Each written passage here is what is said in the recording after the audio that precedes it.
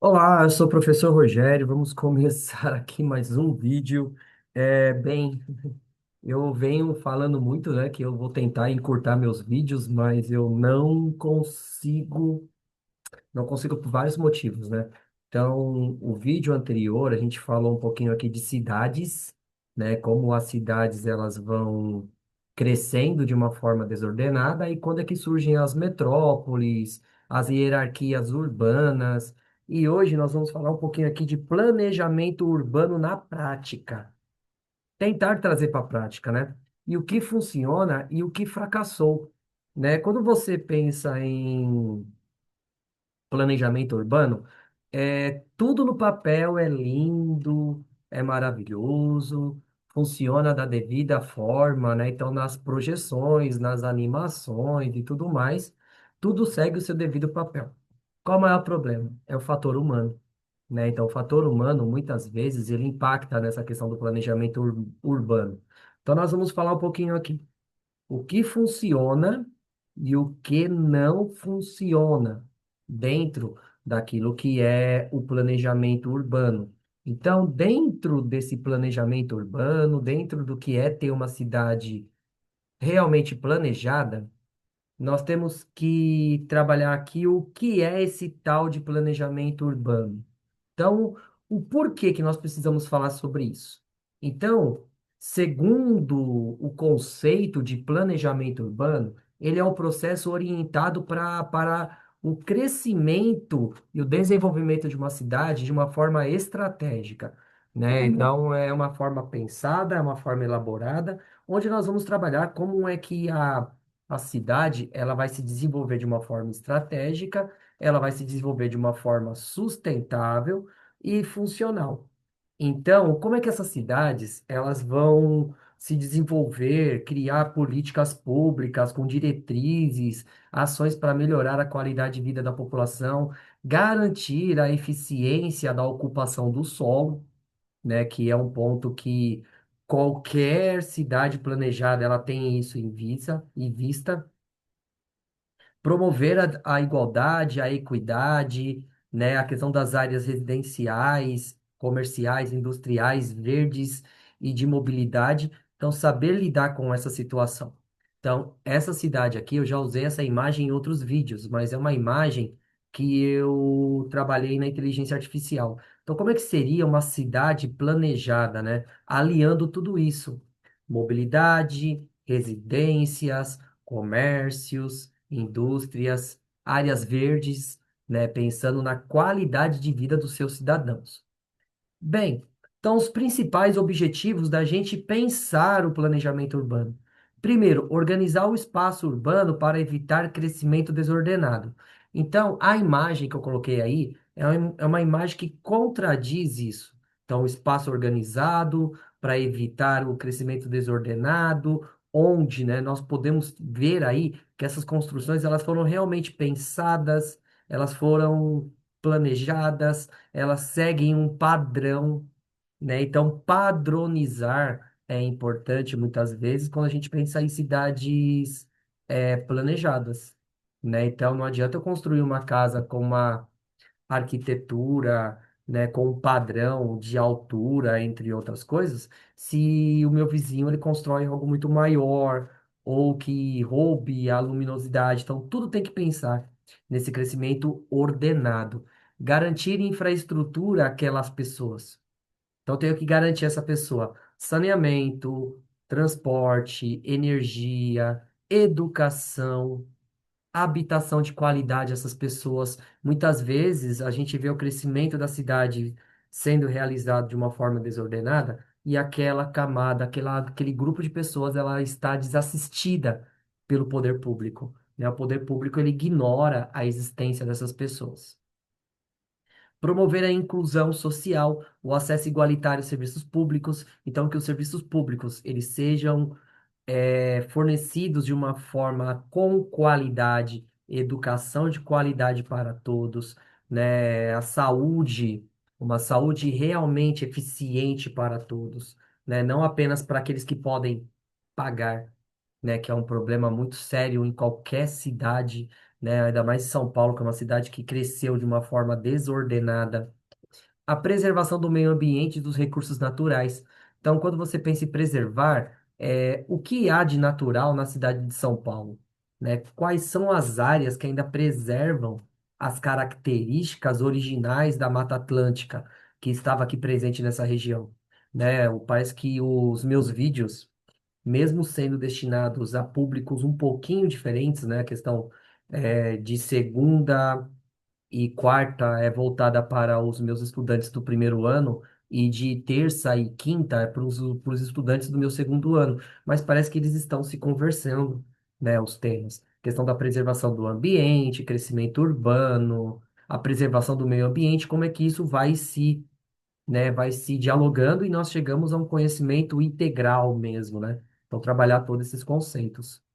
A questão de garantir o desenvolvimento econômico local e regional, né? Então, uma cidade planejada, ela leva o desenvolvimento local, né, daquela população. Aquela população ela tem um desenvolvimento econômico muito bem destinado, questão de comércio, serviços, entre outras coisas. E tudo isso leva para que nós evitemos a questão da desigualdade socioespacial, né? Então, evitar imagens como essas, áreas totalmente ocupadas de uma forma desordenada, bagunçada, né? Não é porque eles querem estar nessa situação, é porque eles não têm outro recurso, né? É sempre bom frisar isso aí.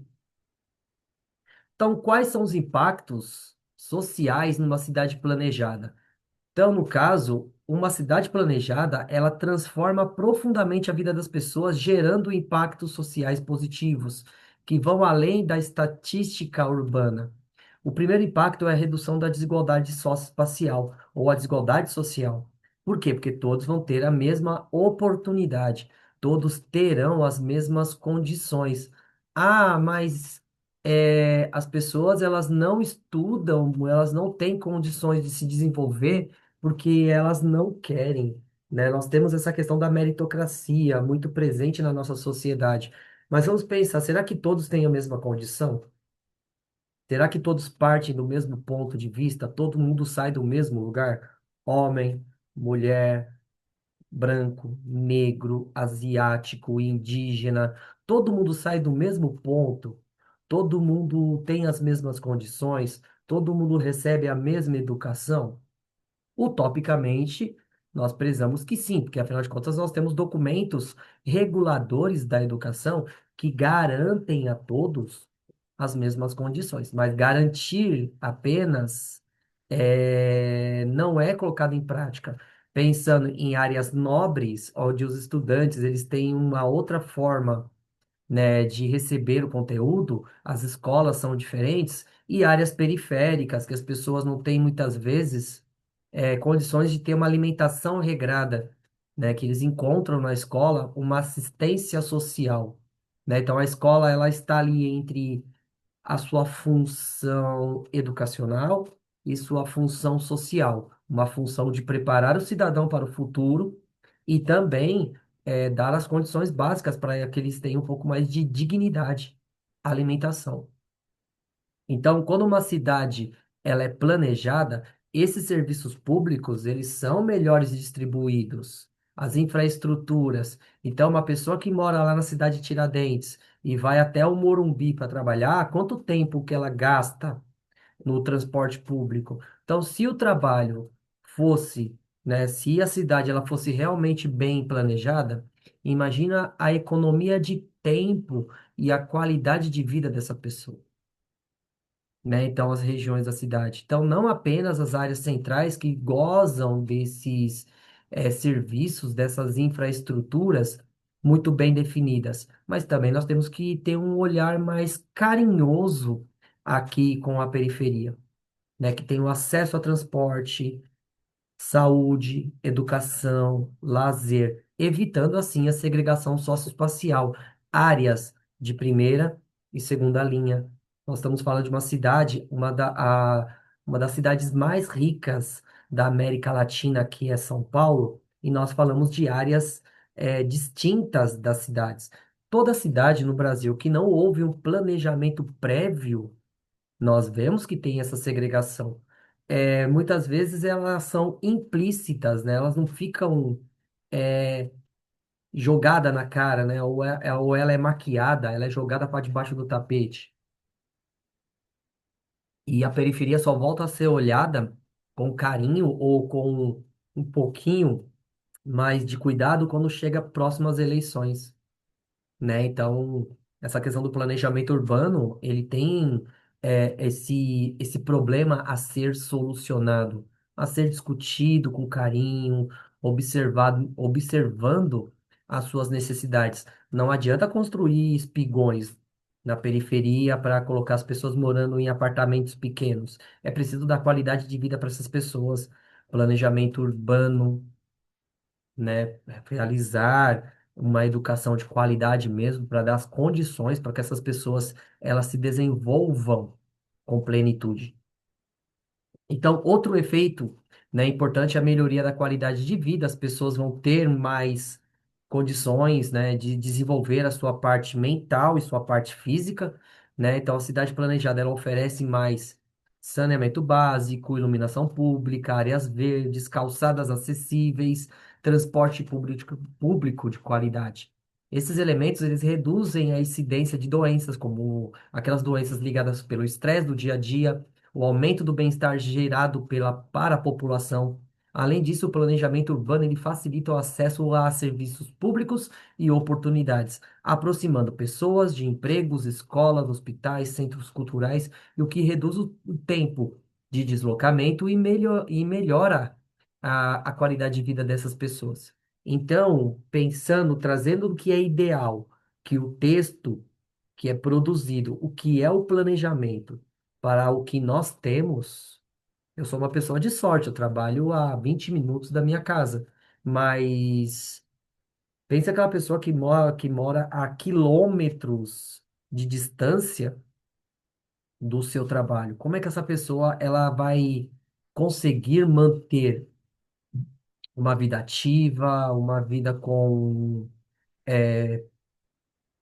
física, mental, intelectual, tudo bem elaborada, tudo bem trabalhada.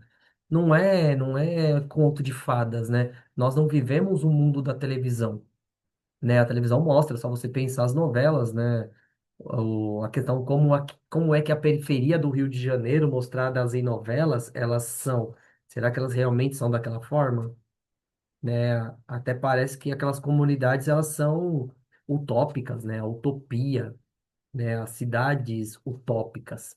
E como é que isso vai interferir no nosso dia a dia, de uma forma geral, né? E tudo isso seria muito bem melhor com as cidades planejadas. Bem, então, a segurança pública, a segurança urbana também, por conta da eficiência, também ela é beneficiada. Os espaços públicos bem iluminados, ocupados, integrados com o cotidiano da cidade, tendem a ser mais seguros. Então, o planejamento pode ainda prever áreas de risco, evitar as construções em locais sujeitos a desastres naturais, como encostas, margens de rios. Outros impactos relevantes é a sustentabilidade ambiental. Cidade planejada também, né, integram áreas verdes, controlam a poluição, incentivam o uso de transportes não poluentes, como bicicletas, ônibus elétricos, contribuindo para o ambiente mais sustentável, mais saudável, né? Então, qualidade, segurança. Quando nós pensamos em segurança, não é apenas a segurança pública, né? É uma segurança de você saber que você vai sair e você vai estar na sua casa e quando chove, você tem a segurança que a sua casa não vai ser invadida por água, a questão de que você vai sair de manhã e como todo mundo, né, nós vivemos uma sociedade maluca hoje no Brasil, né? O que é valorizado na nossa sociedade, né? Se eu tivesse aqui gravando um vídeo sobre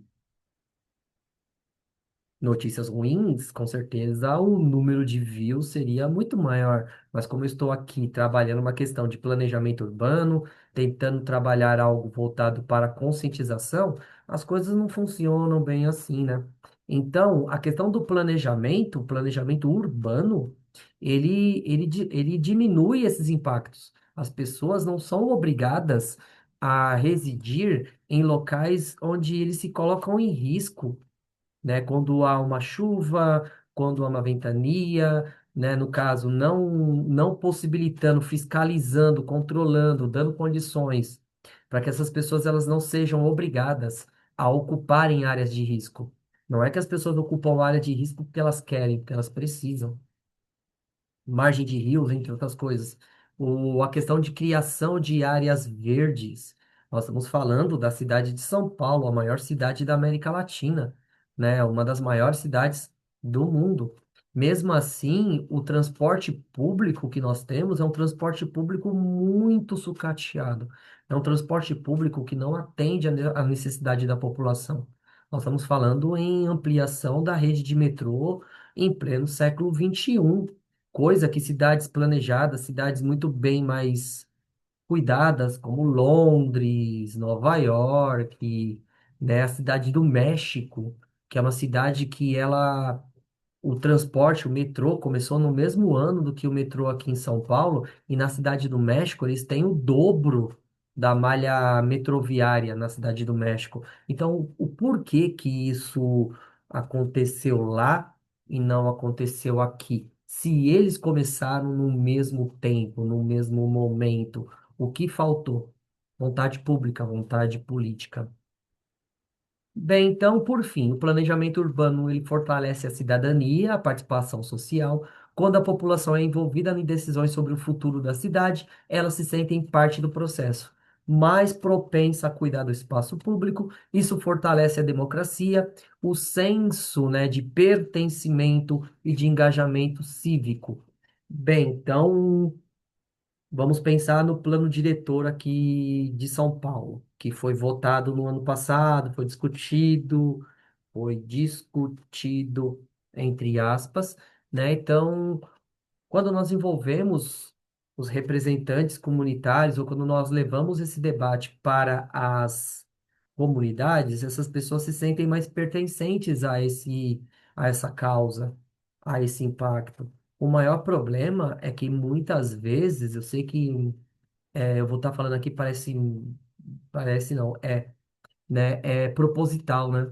Assim, muitas vezes essa questão da discussão, ela é colocada em locais longe, às vezes com ferramentas que não possibilitam a participação, muitas vezes exclui uma grande parte da comunidade, e isso soa como proposital, né? Proposital por quê? Porque quem é que vai decidir os rumos, o desenvolvimento de uma cidade? É a população ou são seus representantes que muitas vezes não representam o interesse de quem votou? Né, representa interesses do mercado imobiliário, da ocupação fundiária, esses conflitos de interesses. Então, tudo isso que nós pensamos, nós devemos pensar, discutir, e também a questão da construção da conscientização da importância da participação, do engajamento assim, do cidadão nas coisas que estão acontecendo na sua cidade, não ficar apenas observando, né? Tem muitas coisas que a gente precisa melhorar aqui no Brasil, e uma delas é o engajamento cívico. Bem, então agora a gente vai falar aqui de exemplos de cidades planejadas, né? Então, no Brasil, nós não temos tantas cidades planejadas. Essa imagem aqui é uma imagem idealizada também por inteligência artificial. Como seria uma cidade planejada? Comungando o moderno com o tradicional. Nós temos prédios, né, construções mais antigas e construções modernas, e também muitas áreas verdes. Como é que a gente pode chegar a esse ponto, né? Sobre exemplos de cidades planejadas, né, que poderia ser assim, mas muitas vezes não é. Uma das cidades mais importantes do Brasil, que ela foi totalmente planejada desde o início, foi Brasília, né? Vou dar um exemplo aqui de Brasília, mas eu poderia falar de Palmas, poderia falar de Curitiba, poderia falar de várias cidades que tiveram um planejamento, né, antes de ser construída, né? Uma coisa é planejar antes, depois o que vai acontecer, aí já são outros 500. Então, Brasília, ela foi inaugurada em 1960 e foi planejada, foi projetada pelos urbanistas, o Lúcio Costa, que ele é um urbanista, e o Oscar Niemeyer, que é o arquiteto. O Oscar Niemeyer, ele é o ícone da arquitetura mundial. E o Lúcio Costa, ele também tem uma participação muito grande no planejamento urbano de outras cidades pelo mundo. Então, é um exemplo clássico de planejamento, de cidade planejada, com setores bem definidos, aonde será as residências, os comércios e os órgãos institucionais. Seu formato lembra de um avião e uma borboleta, com eixos que organizam o tráfego e a ocupação do solo. Então, Brasília, tanto é que nós falamos de plano piloto, né? Brasília, ele tem esse formato de avião, né? E é uma cidade que ela foi planejada. Ela começou a sua construção na metade da década de 1950 e ela foi inaugurada em 1960.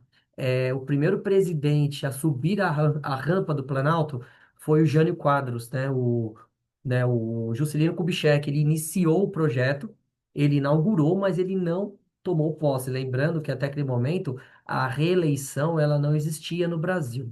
A reeleição ela só começa a ocorrer a partir do ano de 1998. O primeiro presidente reeleito foi o Fernando Henrique Cardoso, se eu não estou. É o Fernando Henrique Cardoso, né, em 1998. Então, dentro desse processo, quando a gente fala em Brasília, essa cidade, ela é um exemplo de como nós podemos planejar uma cidade.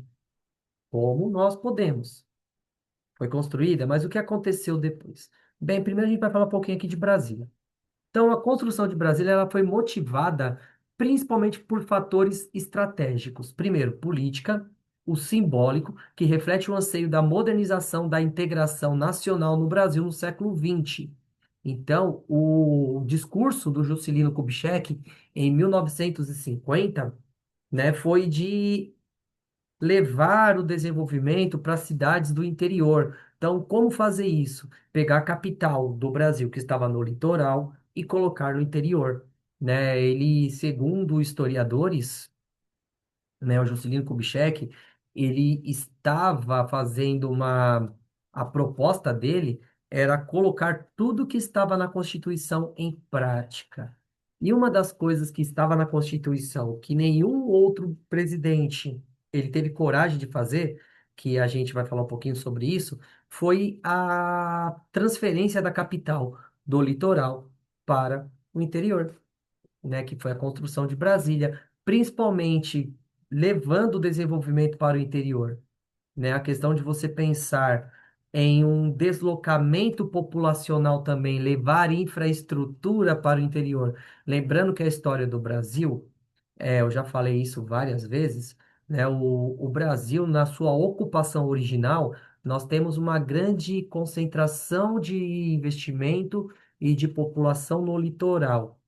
Apenas na metade do século XX é que se começa a pensar na interiorização, né, do desenvolvimento do território, né, que a gente pode falar em várias coisas, né, principalmente promovendo a ocupação equilibrada do território nacional, pensando em diminuir a densidade demográfica do litoral e levar parte dessa população para, né, o interior. Isso seria uma das motivações, mas na verdade não é a única, né? Não é a única, é uma das.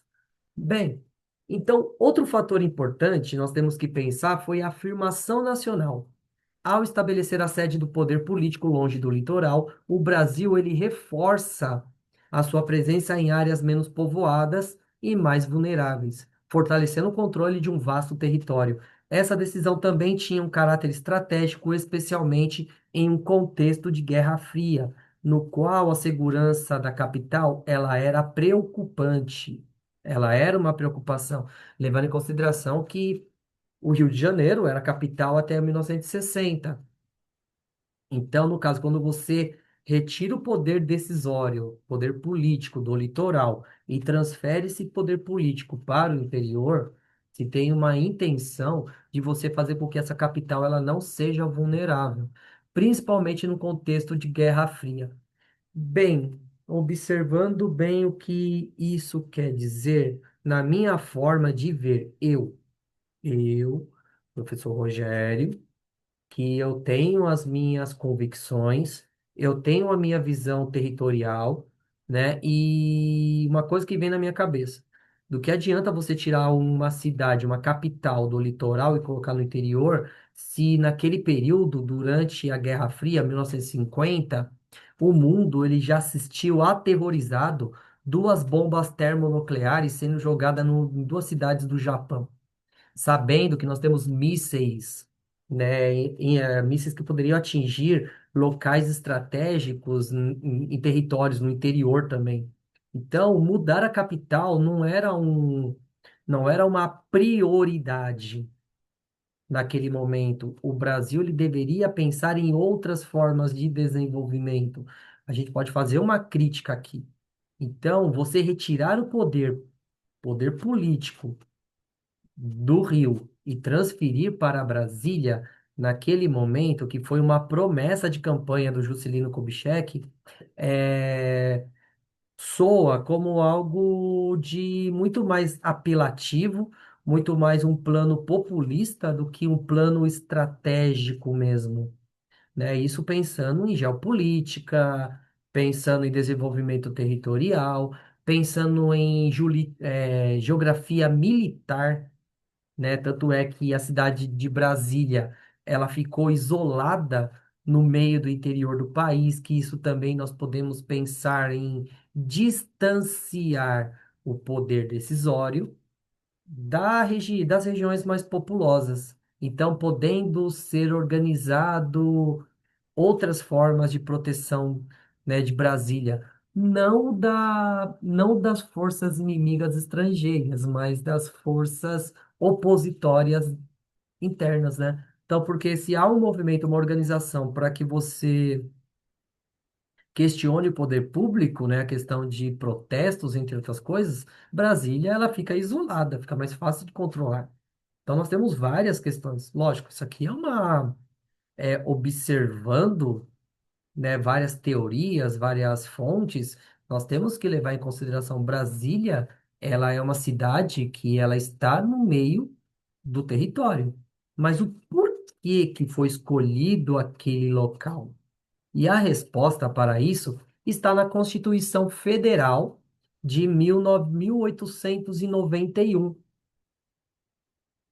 né, que os militares, quando eles proclamaram a República em 1889, a Constituição Federal, a Constituição, né, da República dos Estados Unidos do Brasil, que esse nome ele ficou válido até 1967, se eu não estou enganado, né? Então, o Juscelino Kubitschek, ele era um político muito astuto, ele era uma raposa política, né? Então, ele, no meio de um comício, segundo vários historiadores, né? No comício, ele começa a perguntar no interior do Brasil sobre a questão assim, ó, o que tiver dentro da Constituição eu cumprirei. Aquilo que está pregado na Constituição eu vou fazer. E dentro da Constituição brasileira, que eles não retiraram essa parte da Constituição de 1891, era a transferência da capital para o Planalto Central, que era Brasília. Tanto é que o território já estava demarcado, né, dentro do texto legislativo, né, que foi elaborado em 1891. Já havia esse plano. E o Juscelino Kubitschek, como um bom político, quando ele foi fazer campanha no interior, uma forma de chamar a atenção da população do interior foi essa: ó, se vocês me elegerem, eu levarei a modernidade para o interior. Como? Pegar a capital do Rio e levar para Brasília. Mas isso do nada, não, já havia um plano, já havia uma base sólida na Constituição de 1891. E ele simplesmente ele pegou esse texto e trouxe para aquela situação. levando em consideração a sua promessa também dos planos de meta, 50 anos em 5, né? Ele traria um desenvolvimento ao Brasil de 50 anos em 5, que era o tempo do mandato presidencial, até 1989. Acho que o último presidente que teve um mandato de 5 anos foi o José Sarney, né, que ele foi o vice-presidente do Tancredo Neves, né? Então ele foi o último presidente com mandato de 5 anos. E Brasília, ele tinha essa visão de modernidade, de progresso, de levar desenvolvimento para o interior. E sua arquitetura moderna, exemplar, com concretos curvos, né, com obras mirabolantes do Oscar Niemeyer, que os engenheiros que se virem, né, o arquiteto, ele idealiza a coisa, o engenheiro que se vire, né? Então, nesse caso, né, essa cidade moderna, cheias de curvas, prédios eh, modernos, bem elaborados, né, ele se tornou uma imagem de modernidade. E compactuando com a promessa do plano de metas do Juscelino Kubitschek, né? Então, por fim, a construção de Brasília teve impacto econômico imediato, porque foi investido muito dinheiro para construir uma cidade em 5 anos, né? Tanto é que depois o Jânio Quadros ele se elegeu a partir de uma visão onde era necessário se caçar as questões da corrupção, né? O Jânio Quadros ele veste uma imagem de defensor da família, dos bons costumes, entre outras coisas. Um episódio bem legal seria sobre o Jânio Quadros, podemos pensar sobre isso. E a cidade ela foi erguida no tempo recorde, né? Ela começou em 1950, 55, e ela foi entregue em 1960, mesmo com algumas coisas ainda não 100% elaboradas, mas era importante que ela foi entregue. E o esforço de milhares e milhares de candangos. Então, candangos era o nome dado às pessoas que iam para Brasília para construir a cidade. Muitas pessoas que eram do Nordeste, do Norte, entre outras regiões que buscavam oportunidades, né? Buscavam oportunidade em uma nova capital, né? Havia essa promessa. Ali seria construído o governo brasileiro. Era onde o executivo, o legislativo, o judiciário estariam presentes. Então, nesse caso, foi assim que Brasília nasceu, com o projeto de integração nacional e de esperança de um futuro melhor para o Brasil. Mas será que isso foi para todo mundo? Porque Brasília, nós temos que pensar que Brasília é uma cidade onde a maior parte da sua população ela é composta por servidores públicos. São pessoas que têm um salário relativamente mais elevado de que algumas outras parcelas da população. Então, mas será que Brasília ele atendeu esse anseio da sua população? Então, ocorreu problemas sociais na construção de Brasília, né? Brasília, ele é esse sonho, ele é isso que nós pensamos na terra da oportunidade e da prosperidade. Então, a construção de Brasília, ela foi um marco de modernidade do Brasil, mas ao mesmo tempo, ela vai proporcionar uma grande marca de problemas sociais, né, que pendura até os dias de hoje. Uma das principais situações são os trabalhadores que participavam na obra, conhecido como candangos. Vindo principalmente do Nordeste, do Norte, eles migraram em massa para o Planalto Central à busca de emprego e melhores condições de vida. No entanto, eles encontraram uma realidade dura, contradições, né, condições precárias de trabalho, jornadas exaustivas, baixos salários, ausência de infraestrutura básica como moradia, saneamento, atendimento às suas necessidades. Então, as pessoas que tinham o sonho de Brasília, né, existe uma música do Legião Urbana chamada Faroeste Caboclo, né, que é uma música que transmite a pessoa que chega em Brasília no primeiro momento. Então, qual é a visão dessa pessoa, né? Que cidade linda, né, que era Brasília, mas existia uma contradição muito presente na sua dinâmica social. E os candangos, além disso, o projeto de Brasília ela não pensou em em questão da moradia de uma parte da parcela da população. O plano de Brasília era atender apenas os funcionários públicos, na questão dos deputados, senadores, presidente da República, judiciário, aquele monte de funcionário público que vai junto com eles, os assessores, toda a galera mesmo assim que foi deslocada do Rio de Janeiro para Brasília. Era necessário se colocar essas pessoas em algum lugar. Mas e os candangos, né, que construíram a cidade? Eles iam para onde? Então é aí que surge o que nós chamamos hoje de cidades satélites. São cidades que estão ao redor de Brasília, como a cidade de Gama, entre outras cidades que vão crescer, que vai ter a sua infraestrutura precarizada. Então, Brasília é onde muitas coisas funcionam muito bem. Transporte, moradia para quem consegue pagar ali, né, a questão dos funcionários públicos, entre outras coisas. Agora, aqueles que não fazem parte dessa elite institucional, porque quando a gente fala em funcionário público, eu estou falando em funcionário público do judiciário, do legislativo, do executivo.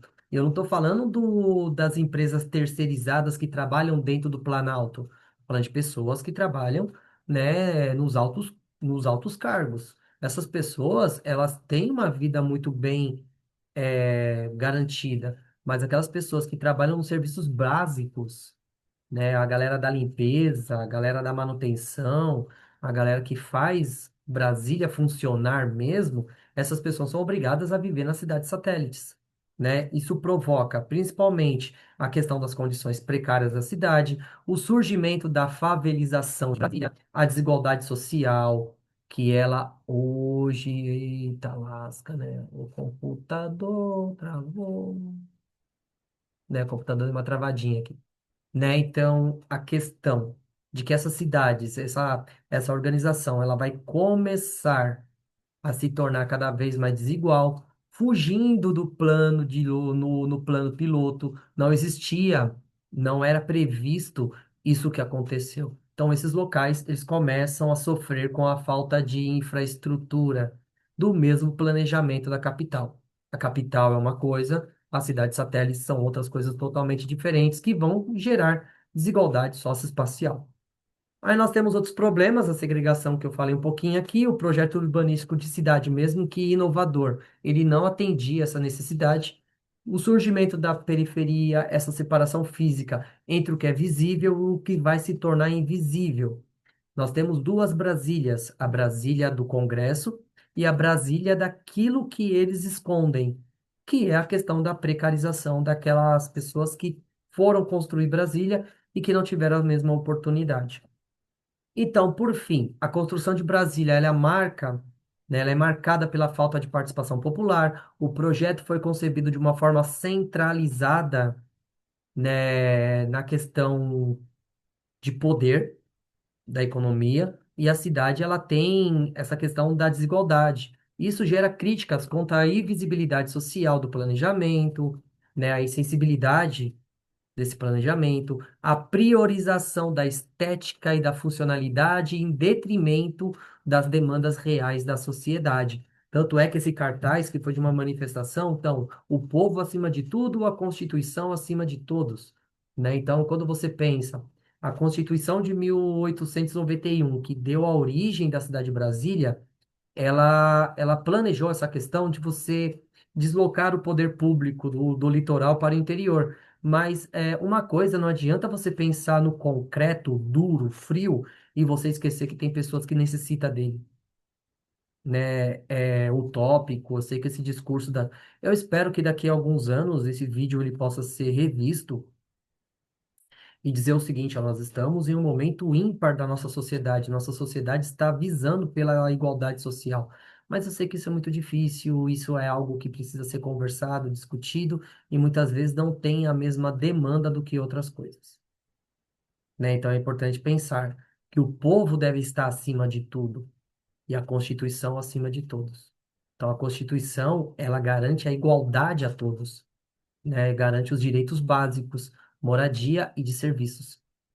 né? Então, esse problema mostra que Brasília, embora tenha sido um símbolo de progresso, seu projeto de construção também revelou as contradições sociais profundas que ainda desafiam as cidades nos termos de inclusão, mobilidade e de justiça social. Então, muitas cidades no Brasil, elas precisam dessa justiça social. Brasília é um exemplo, né? Nós podemos pegar várias músicas do Legião Urbana, que é uma banda que saiu de lá de Brasília, né? Que é uma referência para mim, né? Então, nós podemos falar de Faroeste Caboclo, nós podemos falar de Eduardo e Mônica, são várias músicas que retratam a, como Brasília, ela é uma bolha, né, no meio do nada, né? Tem uma música também da Plebe Rude, que é uma música que fala sobre Brasília, né? O concreto já rachou, né? Então, por que o concreto já rachou? Porque o concreto, né, ele se molda às necessidades. O que não se molda às necessidades é a ganância do ser humano. Ele não se molda à necessidade daqueles que precisam. E agora é com vocês, né? Vou deixar aqui três perguntas para vocês colocarem aí nos comentários, que eu acho que é importante vocês participarem junto comigo desse projeto. Então, como o planejamento urbano ele pode contribuir para a redução das desigualdades sociais nas cidades brasileiras? Então, eu dei um exemplo. Brasília, como uma cidade planejada, uma cidade que tinha um ideal, e como é que ele se concretizou? O que diferencia uma cidade planejada de uma cidade que se desenvolveu de uma forma espontânea? Eu falo de uma forma instantânea, né? É praticamente como um miojo. Você joga o miojo na água. Olha, eu fazendo mexendo aqui de graça, mas tudo bem, né? Joga o miojo na água e ele fica pronto em 3 minutos. Como é que uma cidade ela cresce rapidamente de uma forma instantânea? E como o planejamento urbano ele pode ajudar para o enfrentamento das mudanças climáticas, né? Como é que isso pode gerar mudanças, né, para nós mitigarmos as mudanças climáticas? Então, com isso aqui, eu vou finalizando o vídeo. Eu apertei o botão errado para variar, né? Mendes, Paluceiro. Então, com isso, eu vou finalizando aqui. Agradeço a todos vocês que mantiveram aqui a paciência comigo até agora, né? Vídeos longos, mas eu acredito que cumpre os seus papéis. Muito obrigado, gente. Não se esqueça aqui de se inscrever no canal, que é muito importante para o meu trabalho. Deixa aqui seu like, seu comentário. Tenha paciência, né? Eu sei, meus temas não são temas tão populares, mas eles são urgentes para a nossa sociedade. Muito obrigado e até a próxima.